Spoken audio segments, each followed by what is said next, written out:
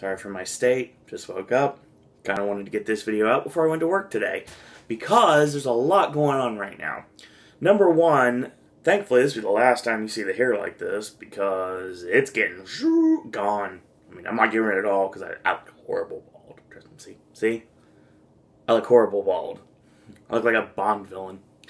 Or an Austin Powers villain, actually. But I will state right now that I'm getting the hair taken care of, and when I do my video on Wednesday, yeah, it's next time I'm going to be on camera is Wednesday. On Wednesday, next week, a week from today, when I talk NXT, which is the go-home show for TakeOver Brooklyn, I will have regular hair. 35 days and counting till I'm back in Orlando again. Yeah, how sweet it is. Not too much longer. And real quick before I get started on NXT, since this is a wrestling video, I do want to thank everyone out there for watching the podcast that we do for WWE Raw. As of this very moment, we are sitting at 767 views for our 2-hour conversation where we talked about Raw a couple of days ago, actually, since it's Wednesday, 2 days ago. So yeah, thank you everyone for watching the podcast and continuing to watch the podcast. Thank you for watching the other content here on Pop, the Verses, the Sippin' Snacks, AJ's movie reviews. Pop Flashback hasn't really got its sea legs yet, but it's okay. I mean, it's something people will probably end up having to find. I don't know how many people are going to click on something that says plus and minus, insert theme park here. But, like I said, if you do click on that video, thank you, because I put a lot into those videos with the plus and minus on it, so. Really want to say that before we get started. Yeah, there's not too much longer. Halloween Horror Nights is coming, and our announcement is coming soon. As a matter of fact, a lot of people right now are asking for a live reaction video on the announcement. Yes, because there is a rumor that the announcement, and if you know me, the announcement is coming soon. And you want to see my reaction that if it gets announced and it's not what I think it is, or not what I profess it to have been the entire time. This might be the closest thing, because currently it is 10:09 a.m. and I am staring obviously at my notes for last week's NXT. I also have in front of me, like above me right now, I have on my flat screen the Twitter feed for Halloween Horror Nights Orlando. Why? Because if something breaks while I'm on camera, that's the closest you're going to get to a live reaction. So, it's either going to make the video really exciting, or it's really going to kill it. We'll see what happens. I would say really exciting. This show is packed. Action-packed. Literally action-packed. Yeah, 1, 2. Okay, 2 squashes and 3 matches. But still, action-packed, and started off with a bang. A Bayley against Charlotte. Now, Bayley said in order to continue, in order to get herself ready for the NXT Women's Championship, she had to defeat Charlotte. And that's exactly what happens tonight. And the match starts off with a handshake, and we'll pick it up off the midway point. Charlotte with a cravat and an escape from Bayley. Sunset roll through, and the figure 4 countered inside cradle by Bayley. 1-2 and a kick out. Bayley hits the middle rope spinning back elbow, and both ladies are down. Charges him with the shoulder in the corner. The running leaping elbow 3 times. The exploder puts her on the buckle, and she climbs up. Bayley Kanrana, and 1-2, Charlotte again kicks out. So they trade forearms. Ducks the clothesline into the neck breaker and the spear from Charlotte. 1-2, Bayley still has the heart to kick out. Makes another deep cover, but still kicks out. So she goes for the figure 4 again. Bayley reverses, and Charlotte, of course, has the wherewithal to get to the bottom rope. So referee calls for the break, and that's said and done. She gets back to her feet. She charges in, does Bayley, eats a chop from Charlotte, another chop, 2 chops, and the chop is countered into a backslide for a near fall. Charlotte bridges up using her tremendous athletic ability, and Bayley flips over using the buckle, Bret Hart style. Bayley to belly, 1-2, and no. That's it. Does not get the victory right there. Very close, but not quite. So she waist lock, and she gets a release German suplex. First time I've seen that, to my knowledge. To gets a near fall. Charges in, but Charlotte gets the boot up, and she hits the roll up to the middle turnbuckle. I like that spot. It looks awesome, too. I like the turnbuckle spots. I've always have. It'd be awesome to see if Sami Zayn would break out a brainbuster someday down the line. We could only hope. I have a feeling it'll only be against Kevin Owens, like it should be. So she heads up top. She's setting up for her top rope, a natural selection, or pretty much, if you know wrestling, it's the Diamond Dust, basically, off the top. And Bayley elbows out, climbs up, hits a super belly to Bayley off the top. 1, 2, 3. Bayley wins clean as a sheet, and after the match is over, they celebrate together, and Charlotte gives a nod of approval towards Bayley. There is a very energetic, very enthusiastic Bayley fan in the front row. She's got her armband, she's got her I'm a Hugger shirt on, and Bayley gives her her headband and she's crying. It was an awesome moment, and the crowd in Full Sail absolutely love Bayley, and deservingly so. She's adorable, she definitely can work, and she's very easy to get behind. So I would say right now that Bayley will very soon become the face of the NXT women's division.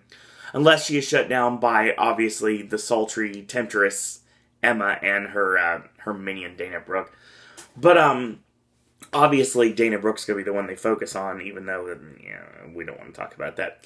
Now, that'll just upset me a little bit more. I will say right now that this week, NXT is going to be airing tonight on the WWE Network at 8 o'clock. You will see Bayley take on Becky Lynch, but I did not get to that yet. I'll get to that later on, because that happens later on. We're going to sit down with Kevin Owens, and he is in an empty arena. This empty arena is basically showing a NXT Titantron, and it's during a previous edition of Raw. And he's not alone. He's in the ring with Michael Cole, which that's the last person I want to see on NXT. But I understand that makes it look more big time, because Kevin Owens is now on the main roster, and he's being interviewed by Michael Cole. So then you have... I just got teased by Hollywood. That's funny. Basically, I will say right now that it makes sense, because Kevin Owens being interviewed by Michael Cole in an empty Raw arena shows how big time he is compared to the NXT champion Finn Balor. Even though, obviously, they're on an equal footing when it comes to ability. When it comes to ego, Kevin Owens is obviously head and tails above Finn Balor. So he says he wasn't really sincere when he apologized to William Regal for decking him during the contract signing. And he says an authority figure, they shouldn't show any bias, and they shouldn't want somebody to lose outright. Owens needs the championship back. He misses it. He misses wearing it to the ring, or in this case, carrying it to the ring, because I've never seen him wear it to the ring. The reminder of what he did to Sami Zayn, and all, the extra money in his bank account surely doesn't hurt. So he asked for a stipulation against Finn Balor.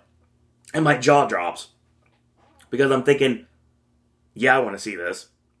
I mean, it's not going to be a ladder war or anything, but we're going to get Finn Balor and Kevin Owens for the NXT Championship August 22nd in Brooklyn, New York, in a ladder match. Yes, we're going to get a ladder match between these two.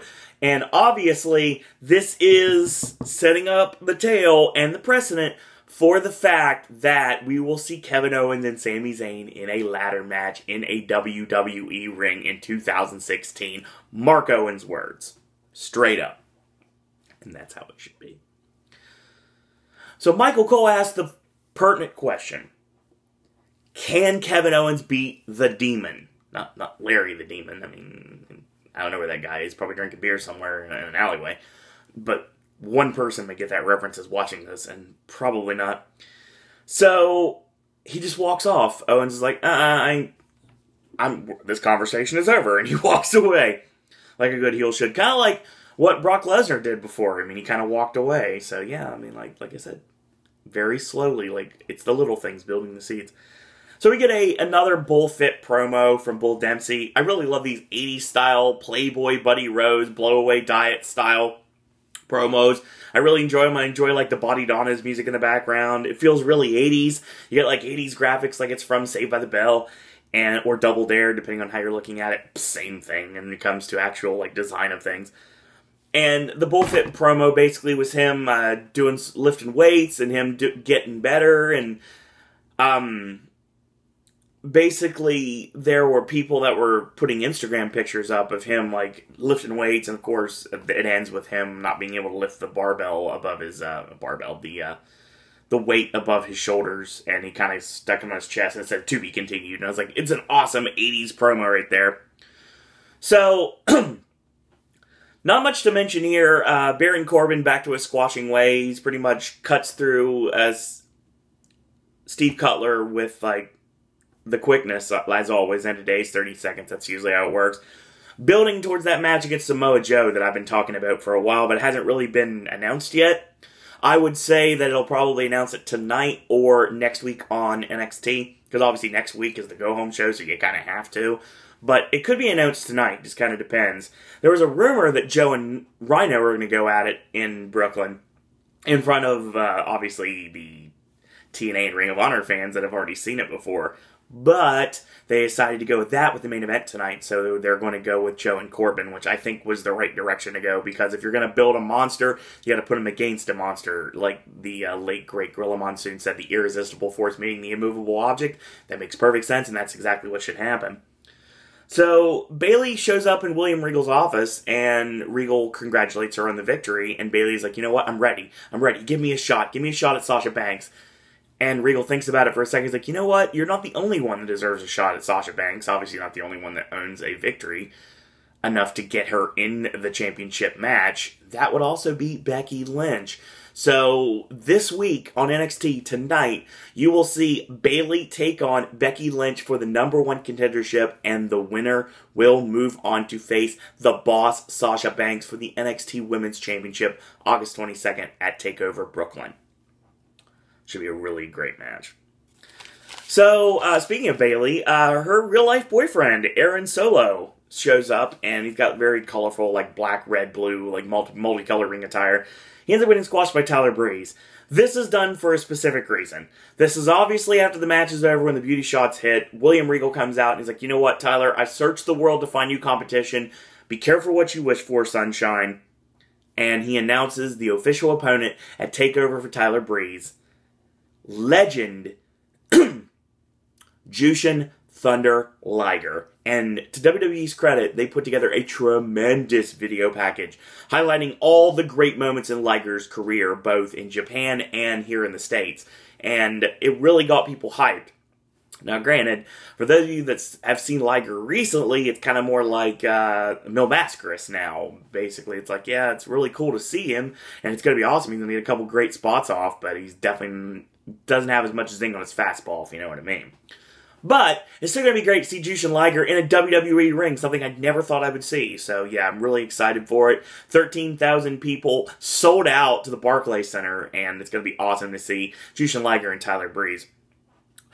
Or are we going to see the Palm Strike? Are we going to see the Liger Bomb? I mean, are we going to see the Brain Buster? I mean, it's going to be an entertaining moonsault where it's going to be a great match. I'm looking forward to it. So, we get another video package. And that is another debut, and that is somebody that has been promoted for a long time that did not officially have a name yet. Now he's got a name, and that is Uhaa Nation. And Uhaa Nation has made a lot of waves in the independents, and now he's going to be debuting at TakeOver at NXT. And I don't know exactly who his opponent will be at this point. I'm trying to think, is anybody that's expendable that could possibly work the match? Nothing's jumping to mind right now. Maybe Angelo Dawkins, or could be anybody, really. I mean, could be one of the jobbers I really haven't mentioned. It could even be Steven Cutler, or Steve Cutler. I don't know why I call him Steven. But yeah, he's going to be making his debut, and he officially has a WWE NXT name, and that is Apollo Crews. Don't know if I necessarily like it, but Terry Crews approves of it, so that's all that matters, because his specs dance, and yours should too.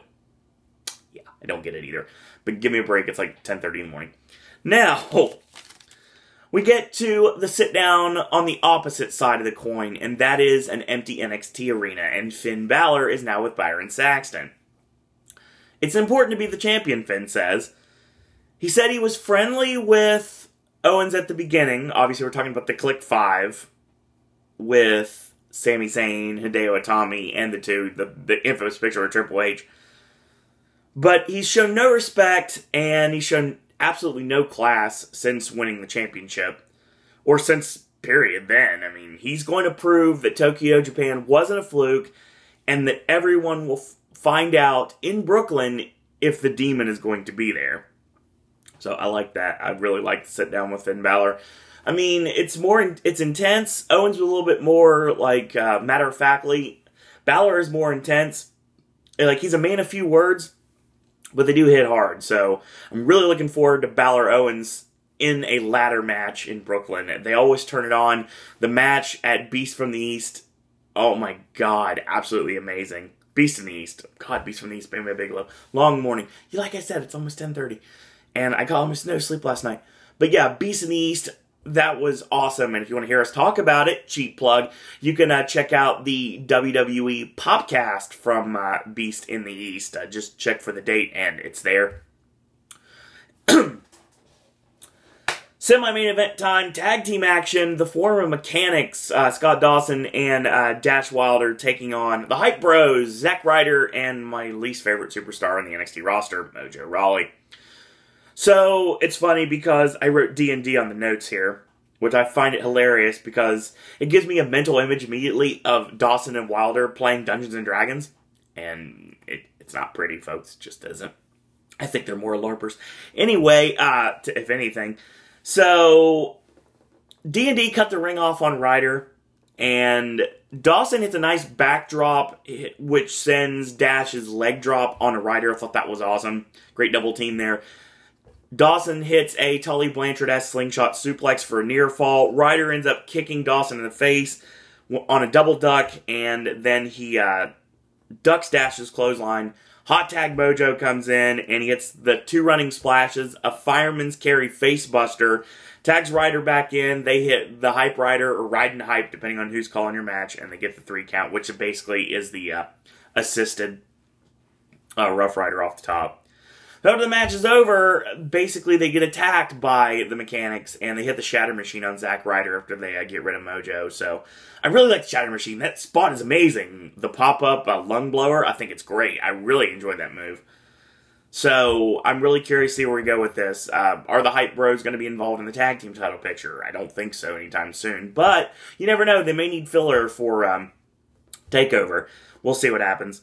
Speaking of tag teams, a great segue there. We just wrote that right in there. William Regal's talking to the Vaudevillains about last week, and the Vaudevillains are a little bit peeved that their chivalry was taken for granted by the beautiful Alexa Bliss last week.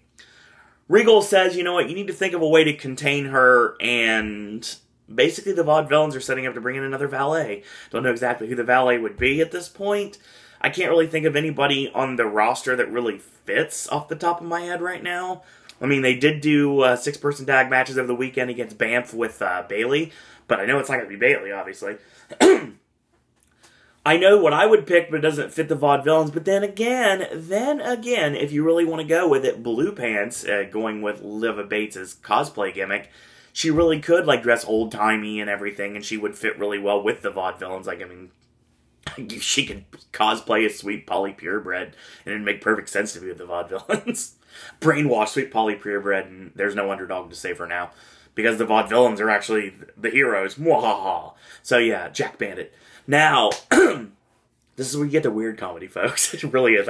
I just brought up that. That was crazy. I brought up underdog. It's crazy. So, after this, Bull is training harder, and he looks like he's actually he's doing the weights and everything. And like, obviously, I don't lift weights. Do I look like I do? I mean, I did before, but I mean, I kind of stopped doing that. But still, I will state right now that I like this. I like this gimmick for Bull Dempsey. I think it works pretty well. I think that they're going to do something with it, and it makes sense for them to do something with it. And I like the gimmick the way it is. I mean, it's played for comedy, but I think it's got a great payoff at the end. And Bull Dempsey's getting himself into shape, and I mean, he's going to be a really great, solid babyface when he comes back. I'm really looking forward to it. So, we get our main event time. Samoa Joe against Rhino. First thing I will talk about the referee, and the referee was funny. It's funny because when Joe is doing the snap jabs, like he always does, he was hitting, and Rhino was getting, like, peppered with them, as always. The referee says, "Hands up, protect yourself." And I was like, does this guy really think he's in a boxing match? I was like, maybe they're trying to make sure there's no more hard way. I mean, you're never going to get rid of hard way in professional wrestling. There's no way. But because things happen sometimes. So, Rhino ends up hitting a spine buster, getting a near fall, and we go to commercial break. So we come back from commercial break. Joe, it's an STO, not an ST Joe, because an ST Joe is the charge from the corner. And the snap jabs, and Rhino cuts him off with a boot to the midsection. Joe counters, inverted atomic drop, Yakuza kick, senton backsplash 1-2, and a kick out. So Joe charges in, eats Rhino's back elbow. Rhino hits the TKO 1-2 and a kick out. So a chop. He charges into a high elbow, charges into a high boot, middle rope kick from Samoa Joe 1-2 and a kick out. So it's going for the rear naked choke. It gets countered by Rhino. Belly to belly suplex, sets up the gore. He charges in to a straight kick from Samoa Joe. Rear naked choke is locked on, but he gets backed in the corner by the Man Beast. Ducks Samoa Joe's clothesline. Rhino with a big clothesline, 1-2 and a kick out. So Rhino grabs Joe, gets caught with a back enziguri, and that's pretty much all has to happen there, because Rhino goes to the middle rope going for something he hasn't done since ECW, something I know he couldn't officially do in WWE, and that would be the middle rope pile driver. And he's setting up for the middle rope pile driver, and he grabs Joe, and Joe, like, leaping enziguri kicks him, and pretty much folds him, muscle buster, done the party. So yeah, Samoa Joe wins clean, and that's the end of the match. A really good, hard-hitting match between these two. I like the chemistry between Rhino and Samoa Joe, and I really like Rhino in a WWE ring. I think it's amazing. I really like what Rhino's done, a resurgence of his career in NXT, and I think that it's something that needs to continue. Something that'll probably get him back in the video games again for sure. I would say that right now. I'd say almost guarantees on 2K16's list if he's not DLC. So, that's what we got for this week. That was NXT from last week, hyping you up for this week's episode. Like I said, we're talking about Becky Lynch and Bayley, the #1 contendership for Sasha Banks in the NXT Women's Championship. Let's get more clues on who the Vaudevillains are going to choose against Alexa Bliss, since the Vaudevillains getting that title rematch against Blake and Murphy at TakeOver. Obviously, there's going to be Alexa in the corner of Blake and Murphy, because they don't call him BAMF for nothing. And who's going to be with the Vaudevillains? We're about to find out. Like I said, cosplay for Blue Pants, put her with the Vaudevillains. I think it'd be awesome. Maybe give her an NXT name first. I mean, that would work, but you have to kind of sign her to a somewhat contract if they're going to do that. Get on that, WWE. Sign Leva Bates to a contract. Bayley and Charlotte, great way to start off the show. Solid match. I mean, if it was me, maybe I would have main evented with Bayley and Charlotte and put Joe and Rhino first. I think that would have worked better. But you don't want to really start the show off with Joe and Rhino. But then again, I understand why they did. It was fine. It was okay placement, and the matches were solid, so that's all that matters. Like I said, I love the mechanics. I love Dash Wilder and Scott Dawson. I love them as a tag team. I love Scott Dawson as a superstar anyway. I mean, I love his team with Garrett Dillon. I mean, I really enjoyed that. And I'm glad since he had an injury, he's finally back, and now he's better than ever. So yeah, to quote an Eric Bischoff theme song from back in the day. Yeah, this was a good edition of NXT. Still getting you hyped. 2 weeks till TakeOver Brooklyn. Looking forward to that. Still sort of getting the card in order and everything. I'm really looking forward to see what we've got this coming week, when we talk about it next week here on Pop. So that's what we've got for another edition of NXT. Tomorrow, we're going to continue our 4-part series on IKEA on Sip and Snack. We're going to be going into IKEA foods again for the second week in a row. Brand new AJ's movie reviews on Friday. It's going to be some limited releases, actually. And on top of that will be the long-awaited Straight Outta Compton and the 3-hour long-awaited Straight Outta Compton. And Gary Gray, you're a genius.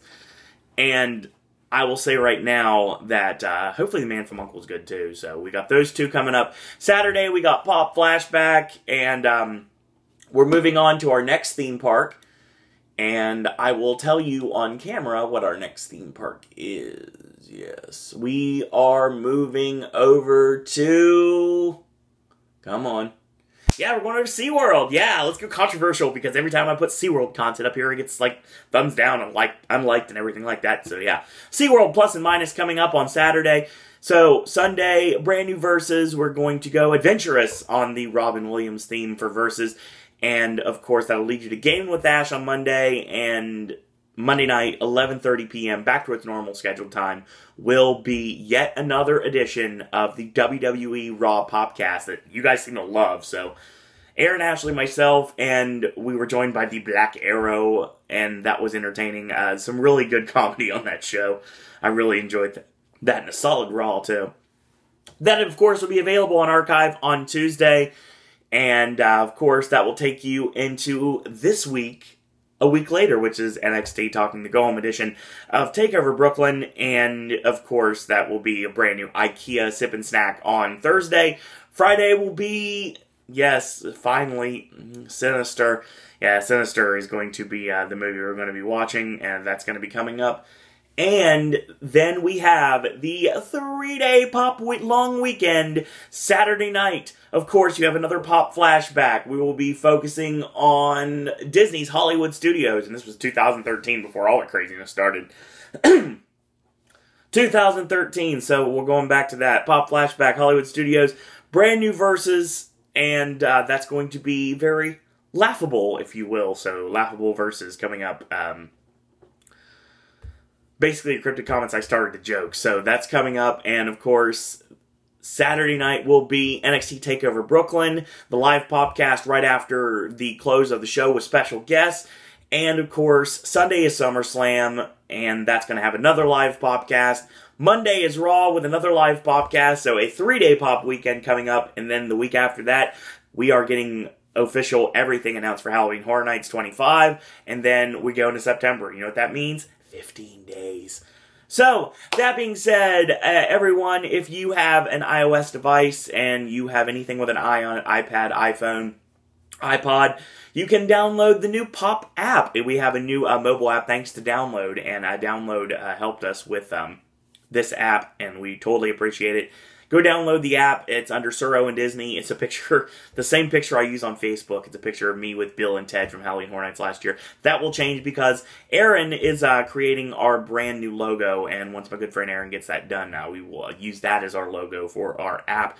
Also, check us out on MoviePilot.com. All your information on Halloween Horror Nights, as well as Versus, Gaming with Ash, and AJ's movie reviews are all going to be found there. While you're at it, like our Facebook fan page. It's under Sir Owen Disney Pop, or search for Sir Owen Disney and Pop. While you're there, you can send me a friend request on Facebook if you'd like. If you do, let me know that you like the channel, because I don't want to think you're spam or anything like that and ignore your friend request. I need to know that you're just like, I need to know you're not fake. I need to know you're not a bot. So yeah, there's always that. Tweet me at Sir Owen Disney. And as always, if you are a theme park heavy on the theme park or wrestling podcast, would like Sir Owen Disney to be a part of your show, then you can shoot me an email. You can become a popcaster yourself, and you can give me ideas for Versus, Sip and Snack, the Vlog of Randomness, which will eventually come back.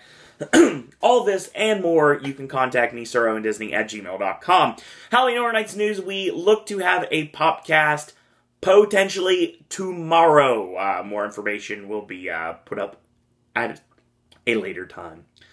So, real quick before we get off here, let me check Horror Nights Twitter feed and see if they said anything, and it doesn't look like they have, so no live reaction on this video. So that being said, thank you guys and girls out there for watching, and until tomorrow, boys and girls, that's all I gotta say about that.